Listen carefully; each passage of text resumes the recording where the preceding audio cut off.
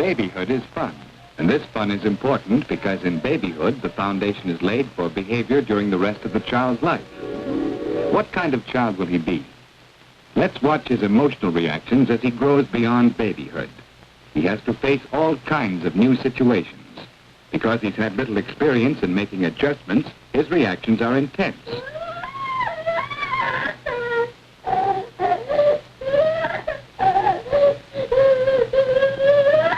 No social taboos or cultural traditions affect him yet, so you know where you stand with him. When he's angry, he's entirely angry, but it passes because it is expressed. Anger cools off quickly if we work it off instead of bottling it up.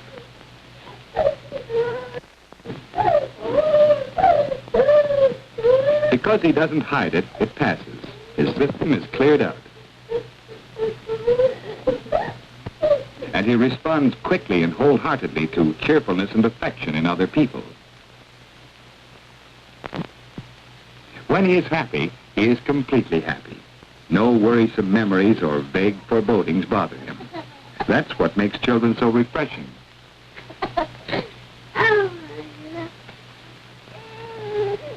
As the baby grows, his emotions change. At first, he cries from internal causes, such as hunger. Later, he becomes more sensitive to his surroundings, and he cries more from external causes. And so as children grow, they respond differently to the same treatment. This baby objects to getting his shoes on. The toddler may be glad of assistance.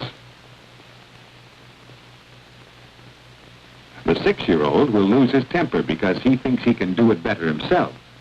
Because the child's emotions are so intense and changeable, it's often hard to understand them. But if we can see things from his point of view, it will help.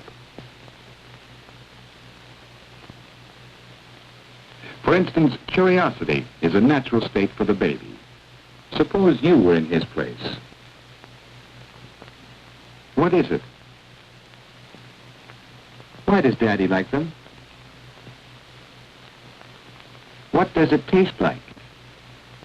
What if you pull the cloth? Why will it grow? Why won't it grow?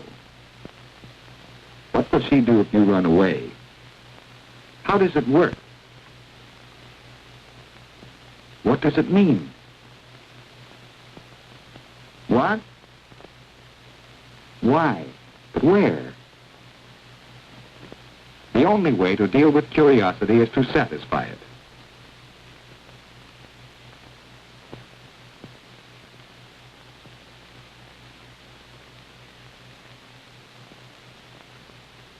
Don't touch deprives him of his most valuable source of information.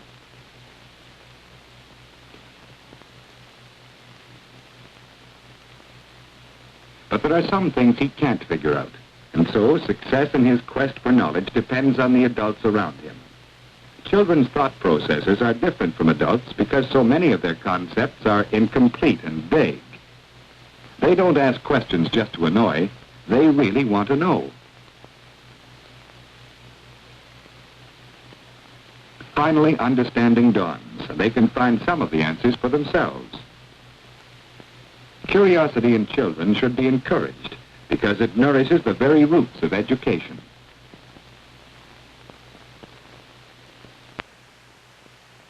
Fear is a more sinister emotion. Because it can affect development, it should be prevented. What is there to frighten babies? Well, suppose you were 6 months old. You've been used to a quiet room.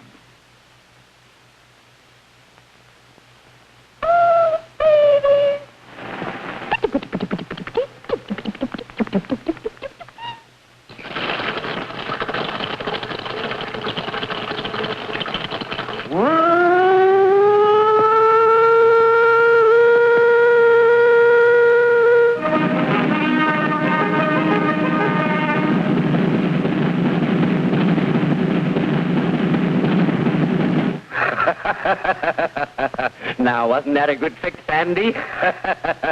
Now, you were such a good little boy, I'm going to show you another one. Why doesn't he just show you pictures? Dr. Choo-choo.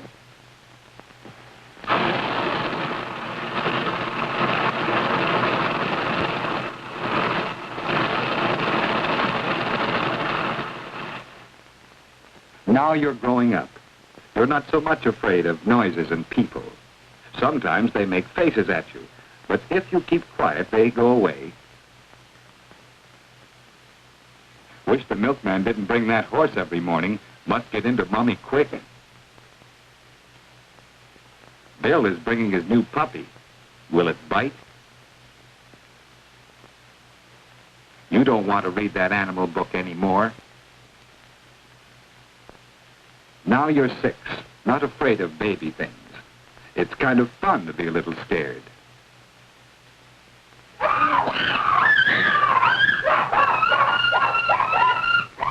Wouldn't go down cellar alone, though, ever since Aunt Betty said there were rats down there that would bite you. Wouldn't go upstairs alone at night, either. You don't like darkness.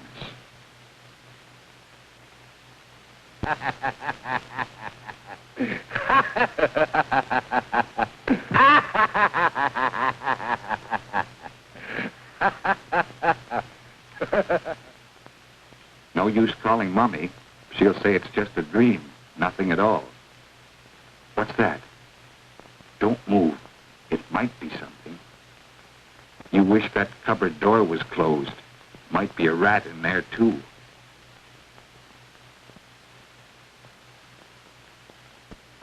Now you're 10.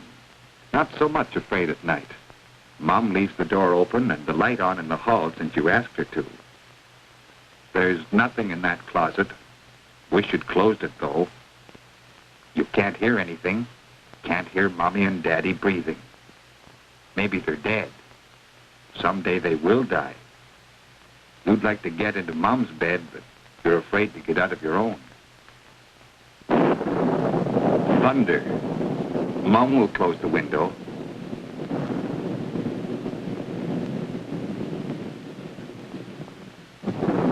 She's scared of thunder, too.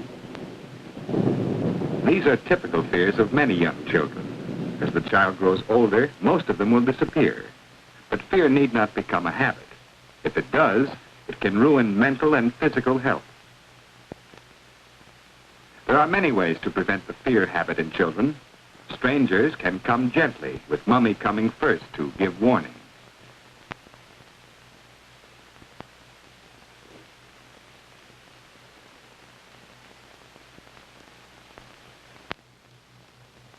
He is taught to control his surroundings as soon as he can.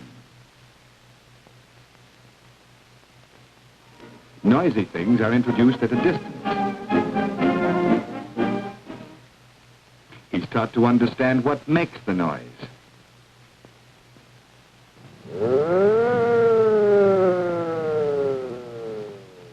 He's given the chance to watch the puppy with someone else for a while first.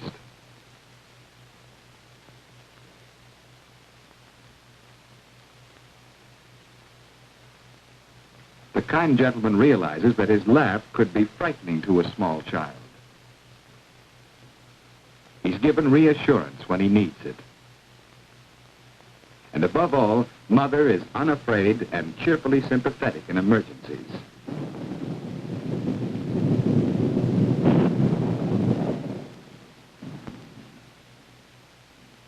Aunt Betty takes him down cellar with her, instead of using fear as an easy way of making him obedient. And so as he grows up, there is very little to be afraid of.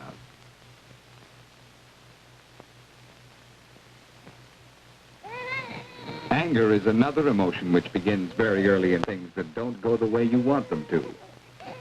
You know, it's infuriating to be stuck here on your stomach and not be able to turn over.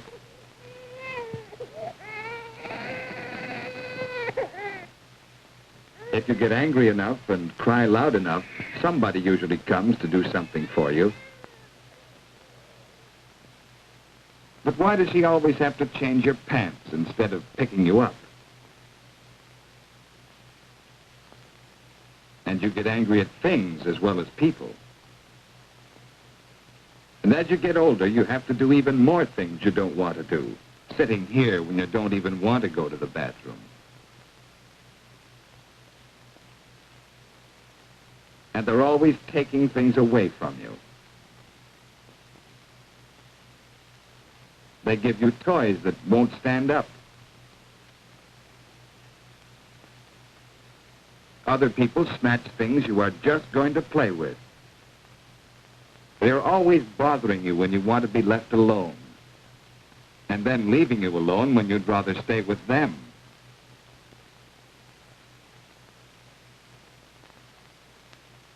They'll wash your face every chance they get. And they're always pulling tight clothes over your ears. They play with that big paper, and if you try to play too, they just get cross.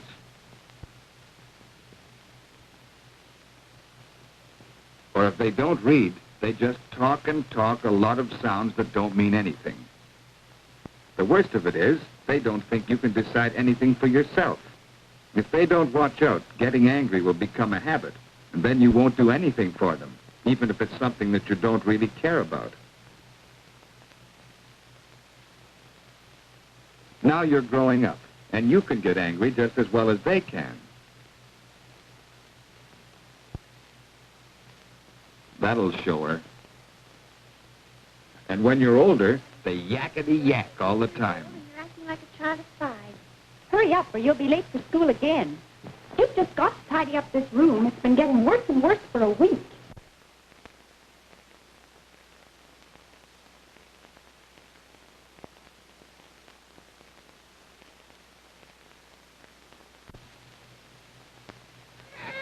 There are ways in which anger can be prevented from becoming a habit, too.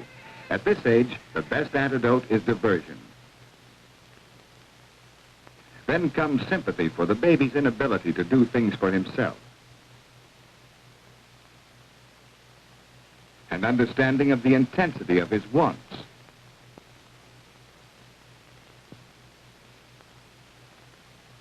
Training is hard for a baby. Let him know that you are with him and not against him. Maybe he didn't have to go after all. Let him take the initiative whenever possible.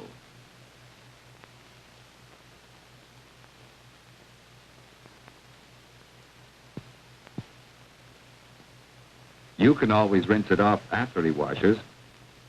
And that matter of toys, they should work. They should fit. And they should stand up if they're supposed to.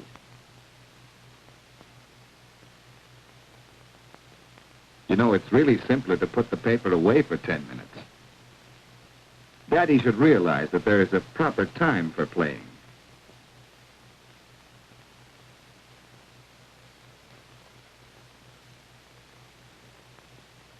And Sonny will realize that there is a proper time for newspaper reading.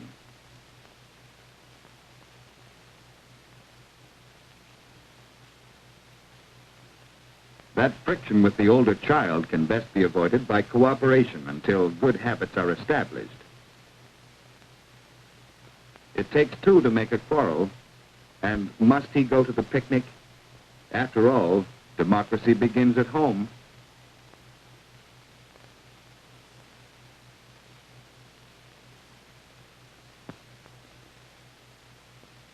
Jealousy is a withering emotion. It always involves people, usually much loved ones. Often it is caused by the fear of losing someone's affection.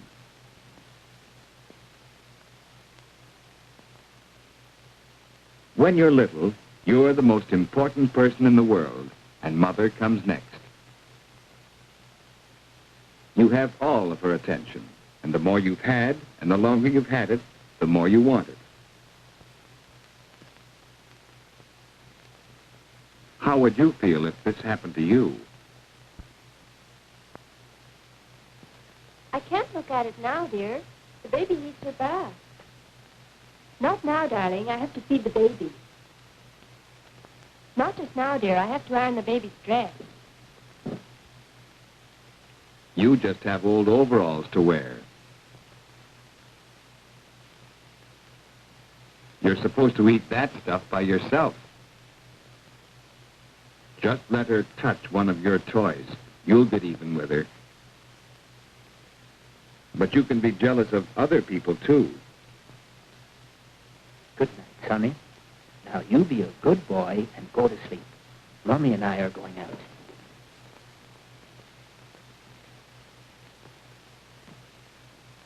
Good night, darling. Sleep well.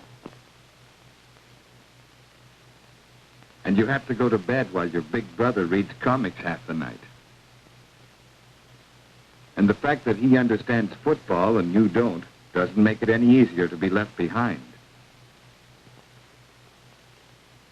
It can happen to you at school, too, especially if you have a really swell teacher. That big show-off is the teacher's pet just because he makes better grades than you do. Jimmy always plays with Pete now because they have bikes.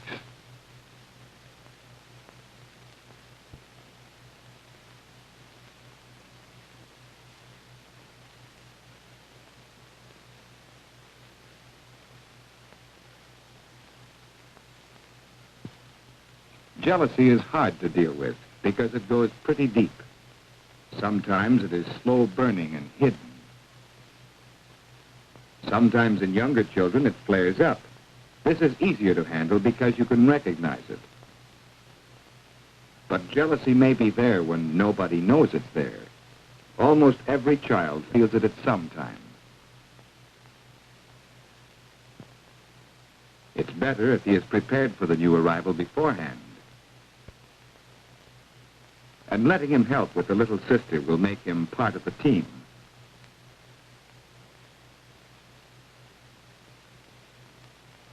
Somehow or other, he must get his own share of attention. And equal rights are important.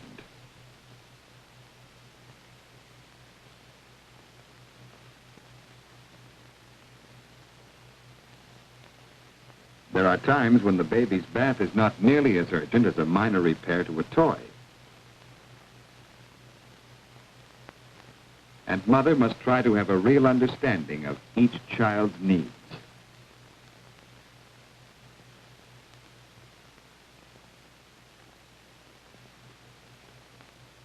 But the most frequent emotion of all should be happiness. It is founded partly on physical well-being, and he is more likely to be happy if he is relaxed and rested. If he is secure in the knowledge that there is someone to take care of him in times of trouble.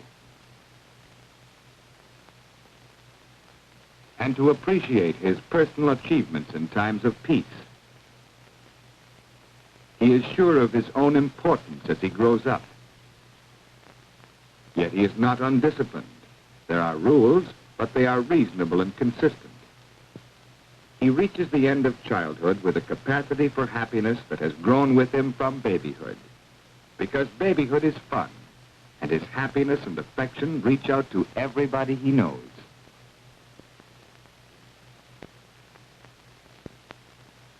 In the beginning, food and warmth and love are very close together. This is perfect contentment. And when he's 2, it's just good to be alive. It's true that he can best express his affection if mother meets him at his own level. There are so many things to be happy about. There are games.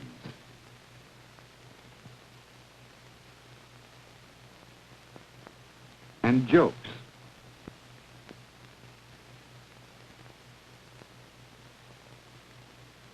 You're so clever when you're 2. There's satisfaction in doing things.